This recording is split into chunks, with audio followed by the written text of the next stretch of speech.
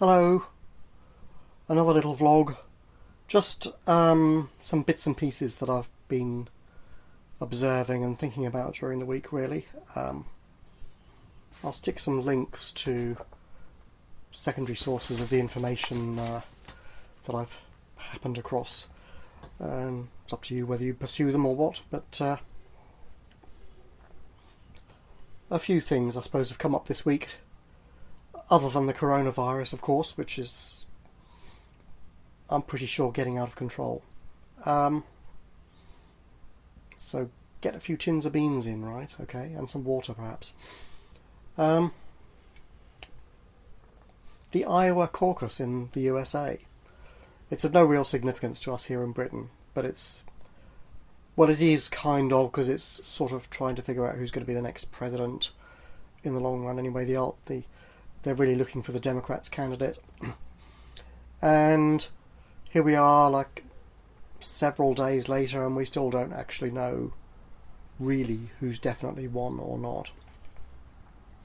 Whether it's Bernie Sanders or Pete, whatever his name is, Buttigieg or something, I don't know.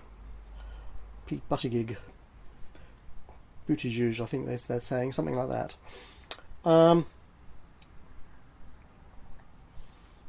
The thing is, they've been relying on this app, Shadow, which can't count, to count the votes, I think, or to collect them and collate them and so on. And it's doing it wrong. Well, I don't know if that's deliberate or not, but I don't know if it's merely coincidence.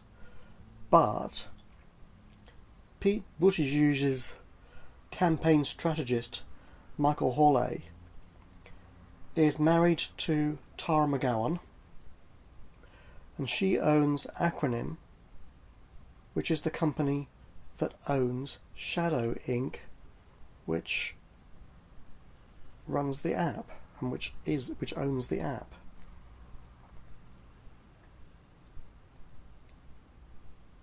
So one wonders, is it counting in his favour? Presumably, one would hope not.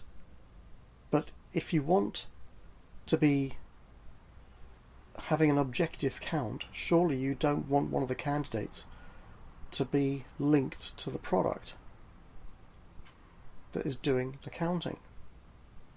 Seems a bit strange. Shadow Inc. actually is also largely funded by George Soros. He gets everywhere, right? What can I say? It just doesn't...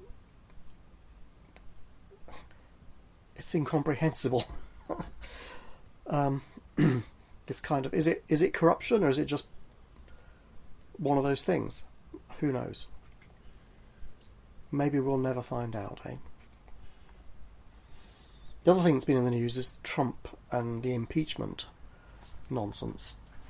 It's sheer political theatre, obviously. I mean, the vote in the Senate was obviously corrupt, because nearly everybody voted along party lines. And if the Senate is supposed to be a court, they should be voting objectively according to the evidence, much of which was disallowed, because the Republicans have a majority and they voted on party lines. It's just total garbage. Whether he's guilty or not, the vote was garbage, right, in my view. I think one Republican voted otherwise, voted with the Democrats, and 3 Democrats voted with the Republicans. Although one of those wants to switch to become a Republican, so actually it was 2 and 2 that didn't vote with their parties. It's not a court, it's just a charade. Okay.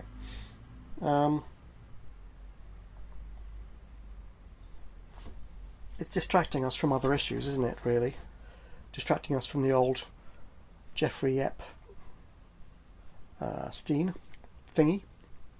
The climate change ongoing bonfires everywhere, and the long-term decline of the fossil fuel industry, which is, I say, well underway. It's becoming gradually more visible. Their share prices are down, down, down. That's partly because of oil prices declining, but there's a long way to go yet.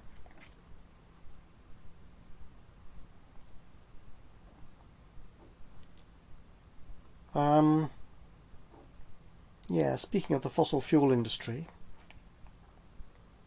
as I say, share prices are down. And I think part of the reason for it is yes, oil prices are down for a number of reasons, like lots of supply. But in the long term, investors are going to have to decide, is there a future for this industry? At the moment, of course, it's very, very rich. But there are now viable competitors. Solar and wind are now cheaper in most of the world than fossil fuels. It's cheaper to set up a wind farm in China than it is to build a coal-fired power station.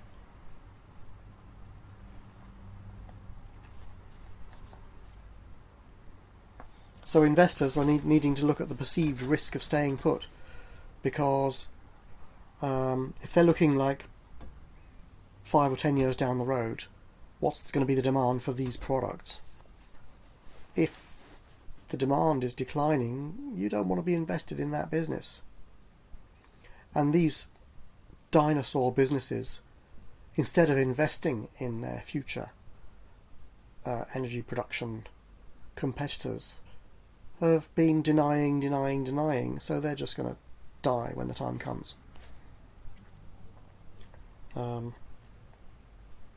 is, apart from the most boneheaded, clearly visible climate change consequences going on,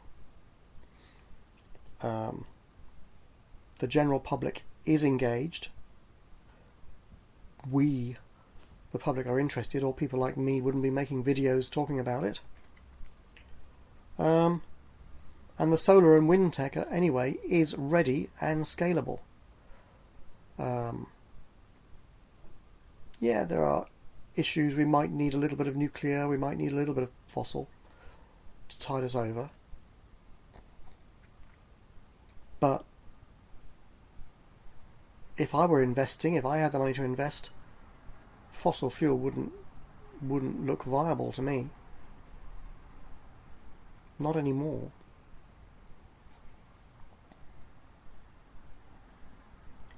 And you see, there's another thing.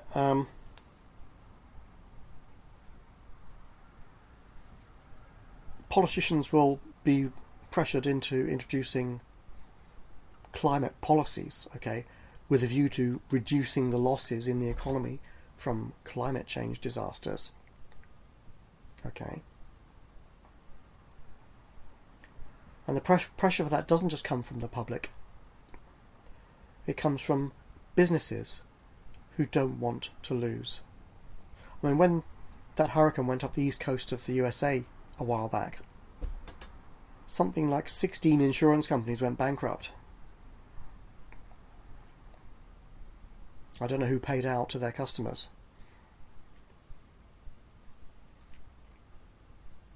But businesses are not going to like that, and they're not going to want to support the fossil fuel industry. So that industry is going to increasingly find itself isolated as one catastrophe follows another. And the pressure on politicians to do what the fossil fuel lobby wants will decline in comparison to the need for change. I think that will happen quite rapidly, because the economics already points away from fossil fuels. We don't have to worry about dinosaurs like Bolsonaro or even Trump whether they're good for their countries temporarily or not, their view is obsolete, really. Certainly within a few years, 5. By 10, this will all be ancient history, I think.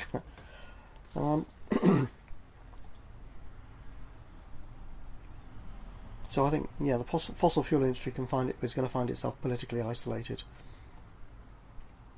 very soon.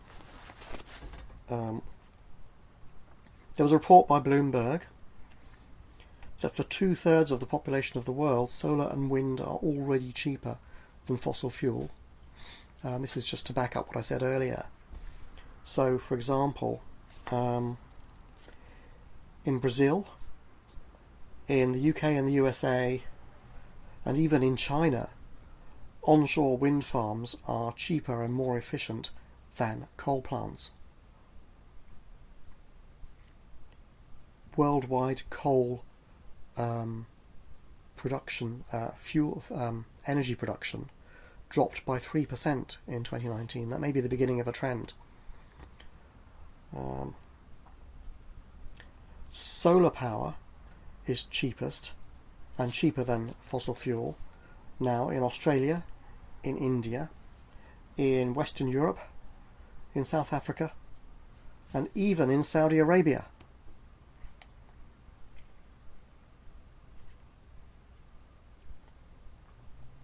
Coal is cheapest still in Poland, in Indonesia, and in Russia, but that's it. Not Russia, Turkey, and that's it. So Poland, Indonesia, Turkey, they're the only places where coal is the cheapest now. Gas is cheapest in Russia, and Greece and Libya, and nowhere else. I mean, we have North Sea gas in the UK, and it's not all that cheap anymore because it's hard to extract and there's not much of it left, and so on.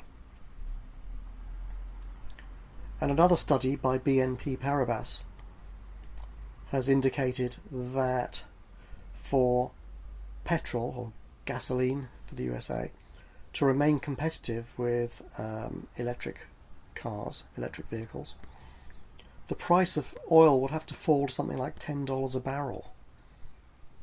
Now it's fallen to about 50 at the moment, and companies like Exxon have lost about $49 billion as a result. So there's a long way for it to go if it's going to be competitive. And it's not going to make it, is it? Because who wants to be invested in an industry where the price is falling and everybody's trying to get rid of it anyway? Those oils and things will be useful in the future for making pharmaceuticals and maybe fertilizers, things of that sort. But for burning, it's a waste of money and resource, actually.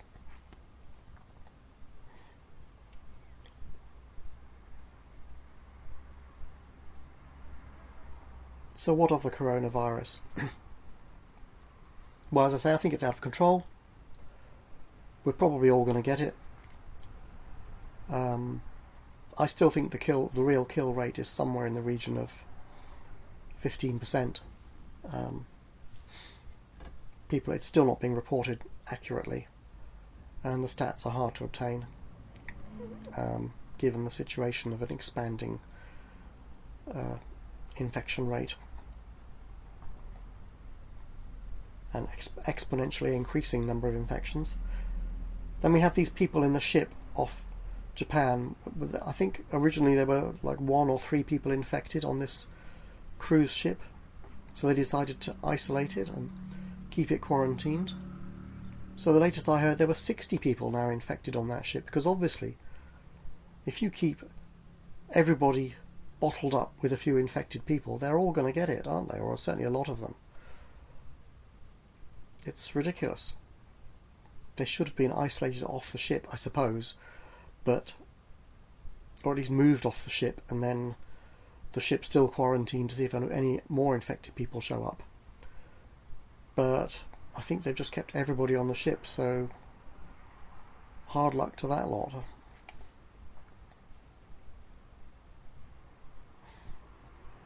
But the latest I heard, we have something like 25,000 or more cases of known infections, reported infections. The real number obviously will be much greater because most people will be thinking it's just a cold or just the flu even, or they won't want to report it because they don't want to be isolated, especially in a draconian country like China. So, yeah,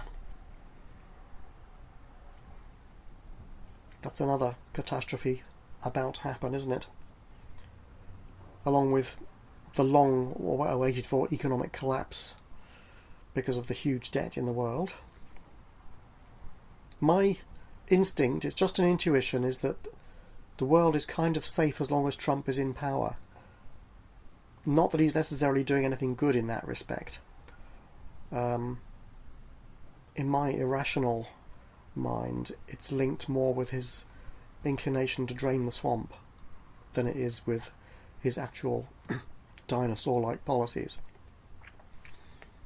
And it's linked more with freedom and democracy than it is with totalitarian leftism, if you like. Because I feel that although the left are well-meaning, or think they are, their policies, when implemented, don't look so great, like in China.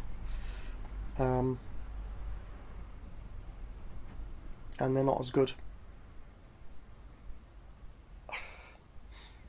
Spiritually, if you like, because they don't rely on people to use their own personal resources. Everything's done for you by the nanny state, and it's a kind of a tyranny, but I do think there should be a kind of quite a strong safety net for people.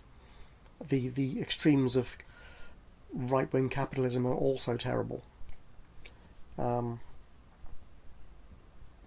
In fact, the whole left-right thing is complete nonsense.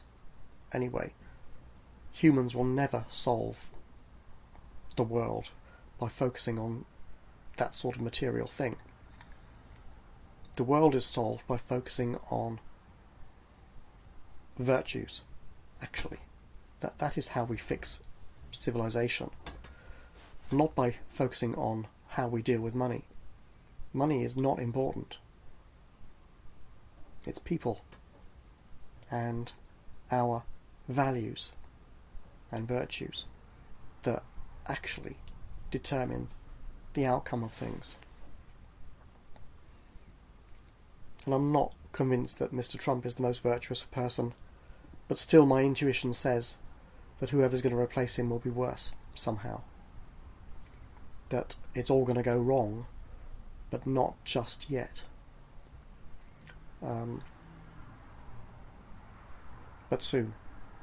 That's just how it feels. I can't really rationalise it, but when you look at the rampant corruption in the world and amongst the 1% now, that is not sustainable. Something has to break. And Trump supports them as far as I can tell, although he has said he's drained the swamp, and you have this mysterious QAnon tweeter thing which is supposedly linked with the secret military project to drain the swamp. I'm not seeing much drainage happening, but there is more exposure of corruption and strange connections between things like Mr. Buttigieg's links to the Shadow app and things of this sort. Maybe it is gradually being exposed, I don't know. But gradually probably won't be enough. Especially if Trump doesn't win the next election over there. Anyway, what do you think? Am I speaking complete nonsense? I don't know. That last bit was all from intuition. I can't pin it down, Anyway, bye for now.